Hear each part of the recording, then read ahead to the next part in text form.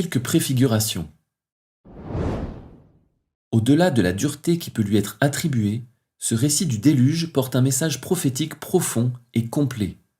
Plusieurs éléments du récit font écho à des événements qui arriveront bien plus tard dans la chronologie biblique. C'est ce que nous allons voir dans ce chapitre. La figure du Sauveur. Commençons par Noé. Ce héros de la foi n'est pas seulement un rescapé, il représente le Sauveur du monde.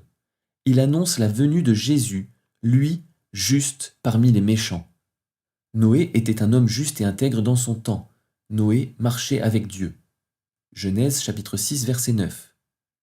Voici ce que Jean nous dit de Jésus. En elle, la parole, c'est-à-dire le Fils, était la vie, et la vie était la lumière des hommes. La lumière luit dans les ténèbres, et les ténèbres ne l'ont point reçue. Jean chapitre 1 versets 4 et 5.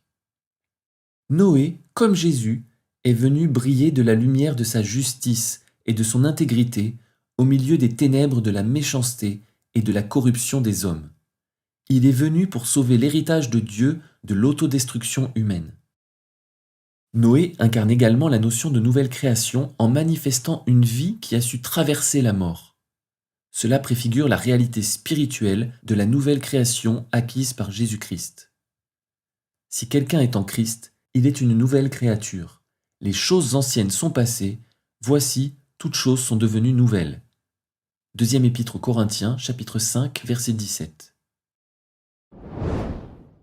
La figure du baptême. Qu'est-ce que le baptême? Dans la pratique, il s'agit de l'immersion du croyant qui confesse le nom de Jésus. Mais dans le fond, que signifie le baptême spirituellement? Le déluge peut nous aider à le comprendre puisque Pierre fait très clairement le lien. Lorsque la patience de Dieu se prolongeait au jour de Noé, pendant la construction de l'arche dans laquelle un petit nombre de personnes, c'est-à-dire 8, furent sauvées à travers l'eau. Cette eau était une figure du baptême, qui n'est pas la purification des souillures du corps, mais l'engagement d'une bonne conscience envers Dieu, et qui maintenant vous sauve, vous aussi, par la résurrection de Jésus-Christ. Première épître de Pierre, chapitre 3, versets 20 et 21. Si l'eau du déluge représente l'eau du baptême, cet acte incarne un sens spirituel très fort. Lorsque nous entrons dans l'eau, nous mourrons, comme tous ceux qui n'étaient pas dans l'arche. Et lorsque nous en sortons, c'est pour vivre une nouvelle vie, comme tous ceux qui sont sortis de l'arche. L'apôtre Paul nous le confirme. Ignorez-vous que nous tous qui avons été baptisés en Jésus-Christ, c'est en sa mort que nous avons été baptisés. Nous avons donc été ensevelis avec lui par le baptême en sa mort, afin que, comme Christ est ressuscité des morts par la gloire du Père, de même, nous aussi, nous marchions en nouveauté de vie.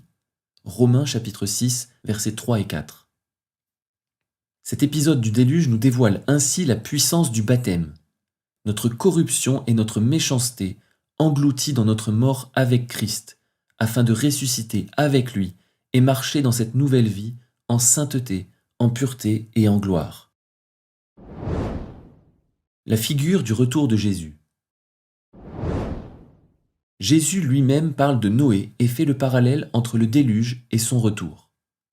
Ce qui arriva du temps de Noé arrivera de même à l'avènement du Fils de l'homme. Car dans les jours qui précédèrent le déluge, les hommes mangeaient et buvaient, se mariaient et mariaient leurs enfants, jusqu'au jour où Noé entra dans l'arche.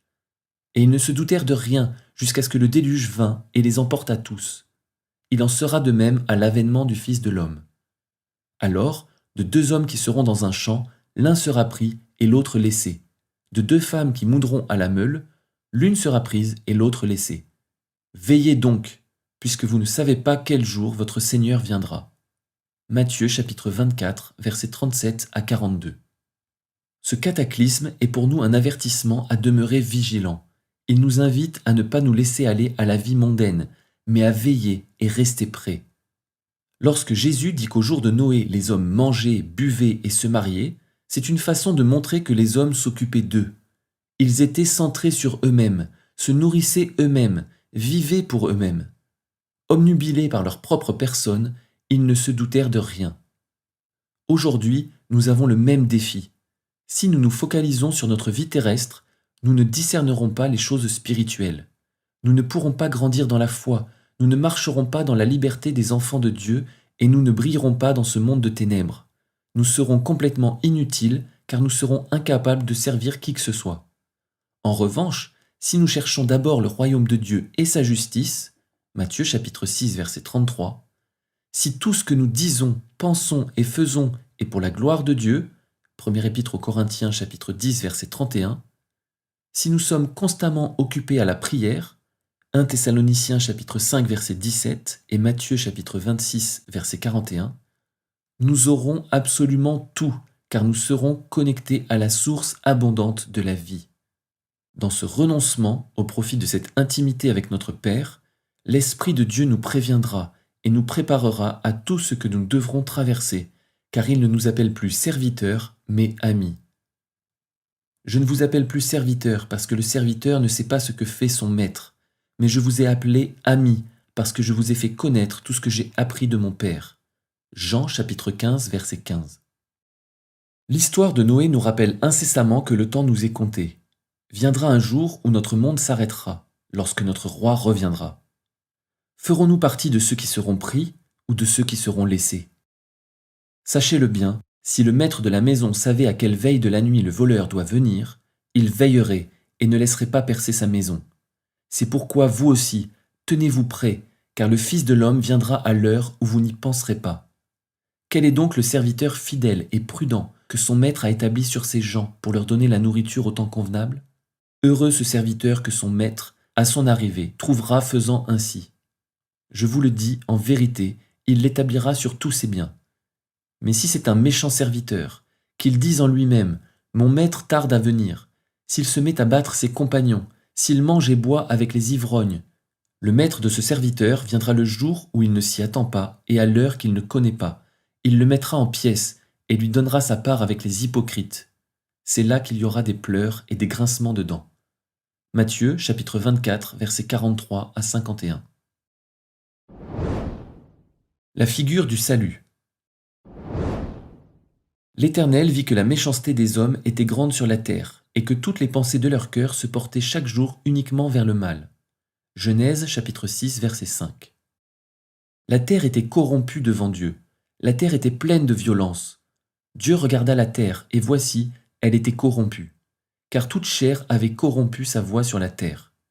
Alors Dieu dit à Noé, « La fin de toute chair est arrêtée par devers moi, car ils ont rempli la terre de violence. Voici, je vais les détruire avec la terre. » Genèse chapitre 6, versets 11 et 13. Le problème n'a jamais été l'homme en soi, puisque l'homme a été créé à l'image de Dieu. Genèse chapitre 1, verset 26. Le souci vient plutôt de ce que l'homme fait, traduit ici par sa méchanceté et sa violence. Ce qu'il fait vient de ce qui se trouve dans son cœur et dans ses pensées. Ainsi, lorsque Dieu se propose de les détruire, il ne veut pas tant tuer des hommes fautifs en guise de punition, mais il désire exterminer le mal en eux, cette loi du péché et de la mort, Romains chapitre 8 verset 2, inscrite dans les gènes de l'humanité depuis la chute dans le jardin d'Éden. Finalement, toute cette histoire du déluge est un condensé du plan du salut. Elle commence avec la mise en évidence de la corruption des hommes qui les mène à leur perte. En vivant pour eux-mêmes, ils ont fini par devenir méchants et délaisser complètement Dieu. Ils ont donc choisi la mort, puisque nous ne pouvons pas vivre sans Dieu. Il n'existe pas de vie en dehors de lui. Face à cela, le Créateur a envoyé un sauveur, un juste parmi les méchants, considéré comme un fou dans sa génération. Il a porté le bois du salut, il a traversé la mort pour offrir un nouveau départ à l'humanité.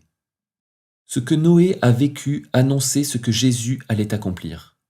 Noé symbolise Jésus, qui est juste et intègre. L'arche symbolise la croix. La mort des hommes méchants symbolise la mort de Jésus, chargé de tous nos péchés. Noé sortant de l'arche symbolise la résurrection de Jésus et le début de la nouvelle création.